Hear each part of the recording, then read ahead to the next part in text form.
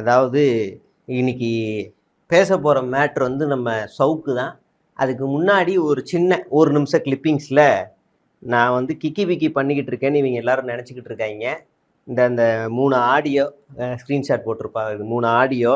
அது இல்லாமல் நமக்கு வந்த மெயிலு, நம்ம சோர்ஸ் அனுப்புன மெயில் 2025 அக்டோபர் 24 காலையில் 8:52 நமக்கு இந்த ஆடியோ வந்துருச்சு.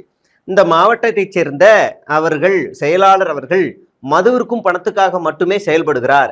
யார் எந்த பதவியை கேட்டு சென்றாலும் பாட்டில் ஒன்று கொண்டு வா, பணம் கொடுத்து விட்டு போ, அப்படி கொடுக்கவில்லை என்றால் மாவட்ட மகளிரணி பதவி இல்லை என்று சொல்லிவிட்டு மகளிரணி நிர்வாகி அவங்கள தப்பான பொண்ணு என்று அவதூறு பரப்புகிறார்.